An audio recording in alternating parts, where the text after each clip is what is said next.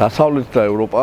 ეს არის ჩვენი და ჩვენი წინაპრების ისტორიული არჩევანი, რომლის დაცვაც თითოეული ჩვენგანის ვალდებულებაა. Ჩემთვის ევროპა ეს არის თავისუფლების, შვიდობის, კეთილდღეობის, თანასწორობის განხორციელებული იდეა, სადაც თითოეული მოქალაქე ცხოვრობს ხირსეულად და მათ არ უწევთ ყოველდღიურ უკმაპურზე ფიქრი და სხვა ყოფითი საკითხების და პრობლემების მოგვარებაზე ფიქრი. სწორედ ევროპის ტერიტორიაზე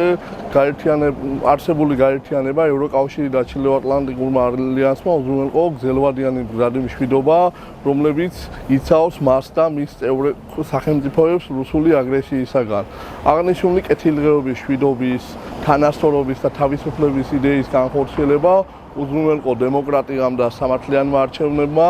ასევე კანონის უზრუნველყოფამ და მის წინაშე ყველას თანასწორობამ, კარგმა მმართველობამ, დაცულმა ადამიანის უფლებებმა და ასევე განვითარებულმა საბაზრო ეკონომიკამ და ბიზნესის სოციალური პასუხისმგებლობის უმაღლესმა დონემ. ჩემთვის ევროპა არის ისეთი სისტემათა ერთობლიობა, სადაც სამშენებლო მოედნები მაგალითად არის სამშენებლო ღობის შემოსაზღვრული და იქ არიგუპებიან ბავშვები, ასევე რელიგიური უმცირესობებს, მუსლიმებს აქვს სამშენებლო ნებართვის მიღების უფლება და ისინი წლების განმავლობაში არ იჩაგრებიან ჩინოვნიკების არასწორი დამოკიდებულებებისა და შეხედულებების გამო და ჩემთვის ევროპა არის სისტემათა ისეთი ერთობლიობა, სადაც მშენებლობის ზედამხედველობის ორგანოს ხელმძღვანელი და მისი ოჯახის წევრები არ არიან ჩართული სამშენებლო ბიზნესში. ბათუმის კონტექსტში და მიმდინარე პროტესტის კონტექსტში ჩემთვის ევროპა არის ისეთი სისტემათა ერთობლიობა, სადაც ზიამაღლობლის და სხვა ინდისის პატივნების საქმეში არსებული მასალების საფუძველზეც ვერ დადგებოდა მათთვის სისხლის სამართლის პასუხისმგებლობაში მიცემის ფაქტები,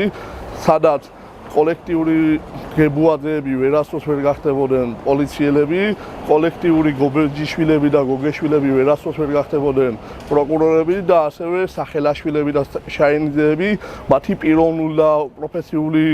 სიტუაციიდან და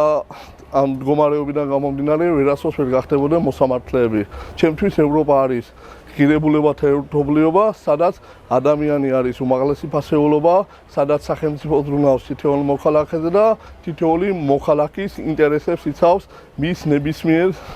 სფეროში, კუთხეში, ადგილზე და ასე შემდეგ.